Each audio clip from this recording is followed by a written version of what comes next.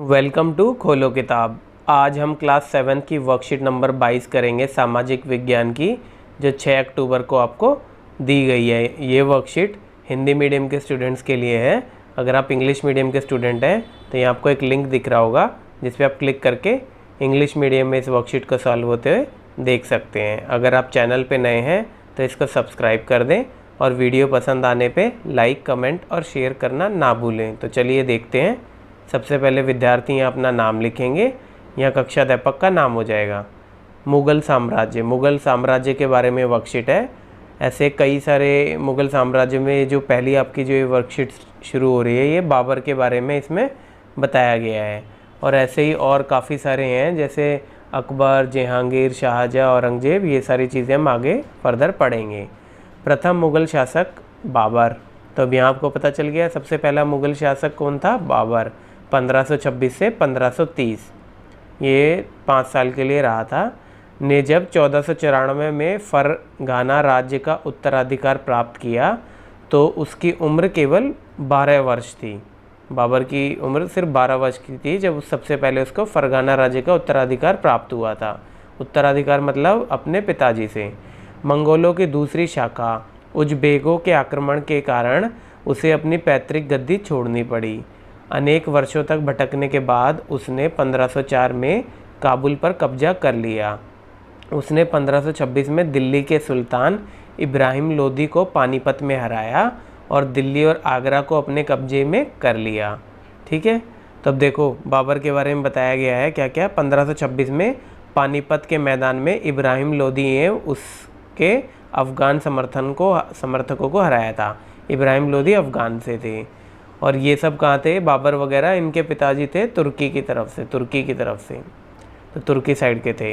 फिर क्या है, 1527 में खानवा में राणा सांगा राजपूत राजाओं और उनके समर्थकों को हराया। और क्या किया था इन्होंने?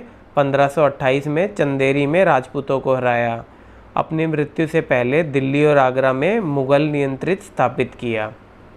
अपनी जो इनकी डेथ हुई थी उससे पहले इन्होंने दिल्ली और आगरा में मुग़ल नियंत्रण स्थापित कर दिया था। मुग़लों की ज़्यादा चली थी। और देखिए क्या क्या बताया मुग़ल बादशाह बाबर के संदर्भ में कुछ रोचक तथ्य हैं। देखते हैं क्या क्या रोचक तथ्य थी।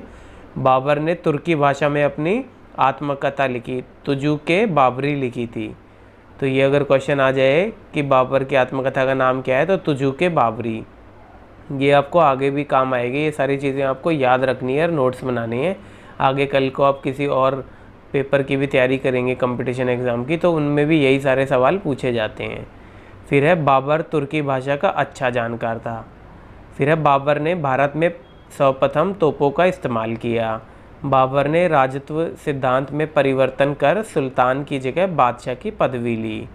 बाबर की मृत्यु 1530 ईसा में हुई।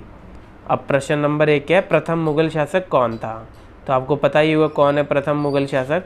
प्रथम मुग़ल शासक थे बाबर।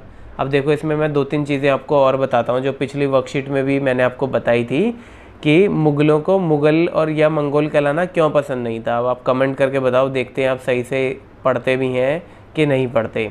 तो अब आपको एक कमेंट करके बताना है कि मुग़लों को मुग़ल शब्द या मंगोल क्यों नहीं पसंद था, ये सब कहलाना क्यों नहीं पसंद था। तो ये सब आप मुझे बताएंगे।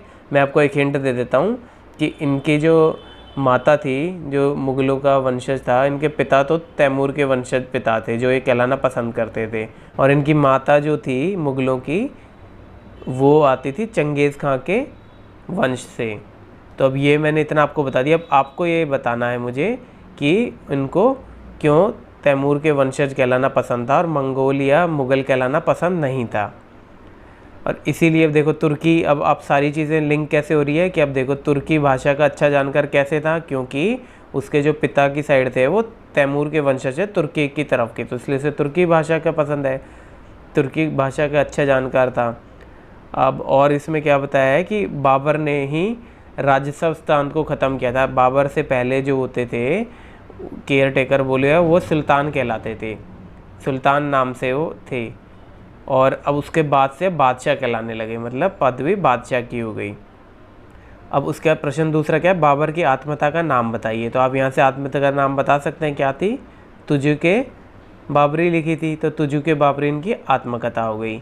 और प्रश्न नंबर 3 क्या है, किसी एक सुल्तान शासक का नाम बताइए। सुल्तान कौन थे, जो बादशाह से पहले वाले थे। जैसे 2-3 हैं, मैं 2 काफ़ी हैं, मतलब ये तो मैं आपको 1-2 बता देता हूँ लेटेस्ट जो इम्पोर्टेंट हैं। इब्राहिम लोदी और इल्तुतमिश। अब इल्तुतमिश जो थे, इनकी एक बेटी भी होती थी रज़िया सुल्ताना। अभी एक्स्ट्रा चीज़ बता रहा हूँ मैं, काफ़ी इंपॉर्टेंट है, नोट कर लेना। इल्तुतमिश की जो बेटी थी उनका नाम था रज़िया सुल्ताना, और वो ही प्रथम एक तरीके से वुमेन महिला राजा थी भारत की, और ये थी 1236 में। ये नई चीज़ तुम्हें बता दी है मैंने, ठीक है। और इसकी एक ट्रिक भी आती है कि अगर कोई आपसे पूछ ले मुग़ल बादशाह की सीक्वेंस कैसे है, तो आप ये बता सकते हैं बादशाह, BAJSA, बाबर, अकबर, जहांगीर, शाहजहां और औरंगजेब। बादशाह के वर्ड से आप याद भी इसको कर सकते हैं।